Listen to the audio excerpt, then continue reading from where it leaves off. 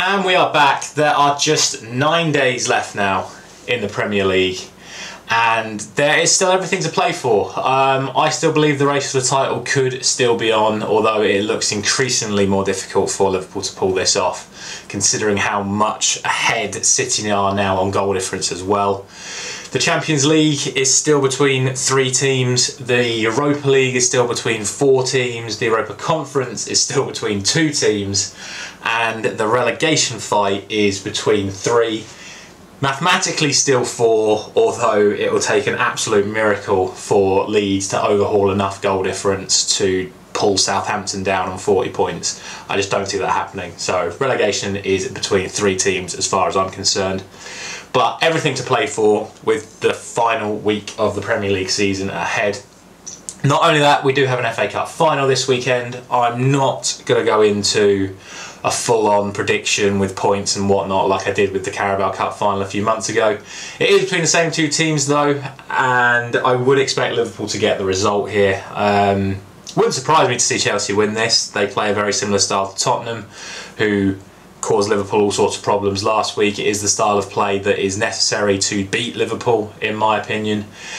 But I don't think Chelsea are as good defensively as Spurs are right now, so I would expect Liverpool's attacking force to overwhelm Chelsea in the end. If I were to do a real prediction, it'd be like 2-0 or 2-1 to Liverpool. What I would say is I do think Liverpool have to win the FA Cup final, otherwise I can see that whole season falling apart right at the end. Like we just said, they didn't beat Spurs. It looks like the title's gone. If they lose to Chelsea, all of a sudden there's a lot more pressure on the Champions League final. But overall, I expect Liverpool to win.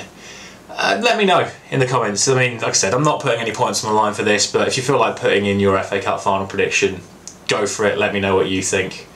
But we're not here to talk about that. We are here for the Premier League. So, usual process from here on out.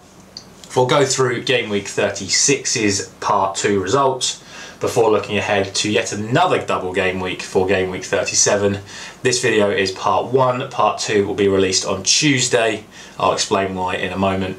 And let's get in to those Game Week 36 results. So, we went in with a game week score of 5 after the weekend fixtures. These were my predictions and these were the results. And overall a very, very good midweek for me.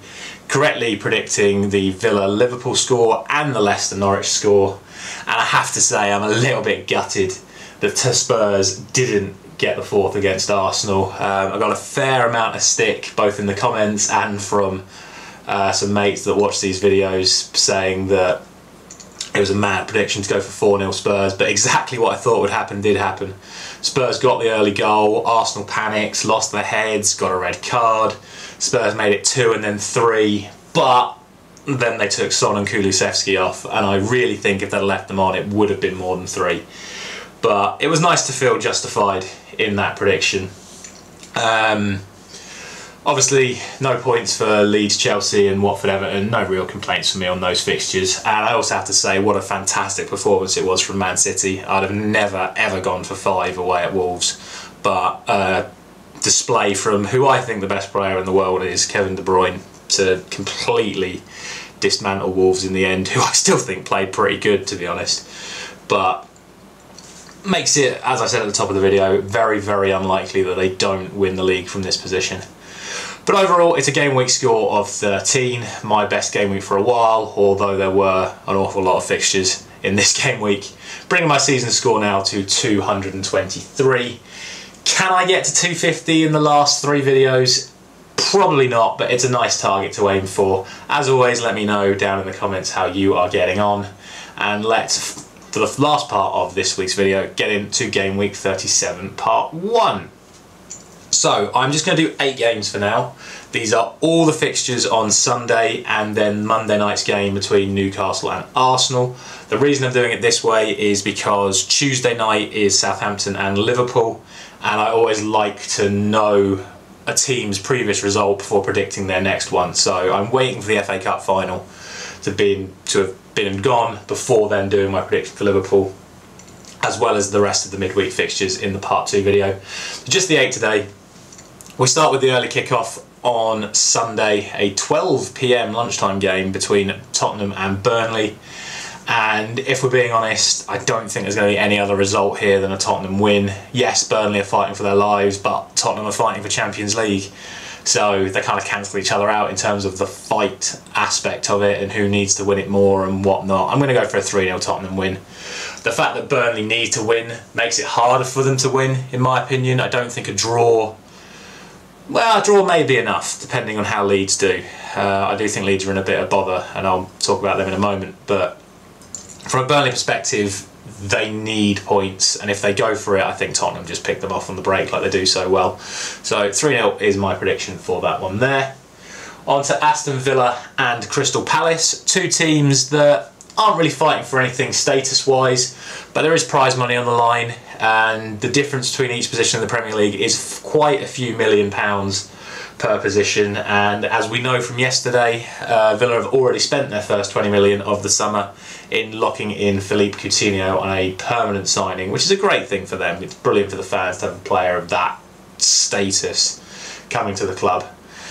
But like I said, there is going to be prize money on the line, and Aston Villa have played very well the last couple of games. I think they were unlucky not to get a result against Liverpool. Arguably they should have got a result against Liverpool, but they didn't. I expect them to win this game. I'm going to go for 2-1 to Aston Villa. Leeds and Brighton. As we just said, Burnley may not need points against Tottenham because I think Leeds are in an awful spot of bother right now. They're showing resilience in the games that they're playing, but they're showing too much fight, if that makes sense. 2 red cards in 2 games, a lot of injuries. It looks like Harrison and Rafinha are also going to be out of this game on top of all the players that are suspended and injured already. And they're coming up against the Brighton side, who are playing some of the best football in the league right now. So I can only go for a 2-0 Brighton win here. It could end up being more. However, the good news for you Leeds fans is, as we always say, I can never get a Brighton prediction correct unless it's against Man City. So good luck to them. I would like to see a little bit more drama in the relegation race, so it'd be great to see either Burnley or Leeds get a result in this game, in their respective games, but I just don't see it happening. On to Watford and Leicester. In my opinion, a really tough one to call, again, because they're not really playing for anything. Leicester are playing to essentially save their season. They're in a much lower down place than I thought they'd be at this time of the year, and they've been knocked out of the Conference League, so they're going to be looking for the win. Watford don't want to go down embarrassingly. They've had 2 back-to-back 0-0 draws, so better late than never on the defensive front for Watford. I'm going to go for a 1-1 draw in this one. I don't think Leicester are playing good enough football to merit winning away at Watford right now. So, yeah, 1-1 for that one. On to the big game in the title race and the chase for Europa League.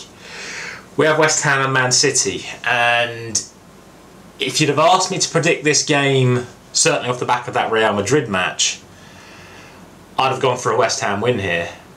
However, 5-0 against Newcastle, 5-1 away at Wolves, and now a position where even if Man City lose this game, they're still going to be way clear at the top of the league. For if West Ham win this game 1-0, Liverpool have to win by 6 against Southampton just to get level with Man City. So I think the pressure's really off on them now, and they're playing some phenomenal football. I'm going to go for 3-1. I would have gone for 0 if it wasn't for the fact that City seem to have a little mini defensive crisis in terms of injuries right now. But sorry Liverpool fans, I can't. Again, even if West Ham win, I don't think it matters, but I can't see anything other than another Man City win here. On to Wolves and Norwich, and I don't really know what else to say about Norwich. They're already preparing for the Championship. It looks like they've given up on every single remaining game in the league this season. I'm going to go for a 3-0 win for Wolves. They're still fighting for a place in Europe next season, and what a perfect fixture for them to do that. 3-0 to Wolves. Now to the relegation battle again, and we have Everton against Brentford, and a tough one to call once again. Everton would have expected more from the game with Watford, and Brentford are in an awful lot of form again right now, so I'm going to go for 2-2. like I said, I think this is a really tough one to call. Maybe giving Brentford 2 goals, given the way Everton have defended recently, is a bit harsh on Everton, but I think Brentford have a lot of attacking qualities that Everton will struggle to deal with. But equally, I think Brentford's defending is not the best right now, and Everton will definitely look to exploit that, which is why I'm going for the 2-2. I really think all 3 results are possible here, and surprise, surprise, that's why I've gone for that. And finally, we have the Monday night football. We have Newcastle up against Arsenal. And I really, really want to give it to Arsenal. I do. But I just don't think this young team is ready to deal with that amount of pressure, especially if Tottenham win. They'll be 2 points behind going into this game. And Newcastle have played so well recently. They're going to want a response from the Man City drumming. I'm going to go for 1-1.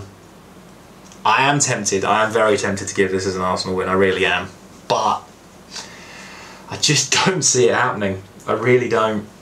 And I'm sorry, Arsenal fans, but I think this is where their particular dream ends for the season, especially given Tottenham's last game being Norwich. No, I'm not changing it. I'm leaving it as 1-1. And we'll see what happens. So, that will conclude today's prediction video. As always, let me know down in the comments what you think your predictions are, and like I said, include the FA Cup final if you feel like it. I'm not offering any points for the FA Cup final, but standard process for the remaining fixtures. Don't forget to drop a like if you are enjoying this series. Subscribe for all the new content that will be coming out over the summer. Ring the bell so you can get your predictions in before anyone else, and I will see you on Tuesday morning for Game Week 37 Part 2. Thank you very much for watching.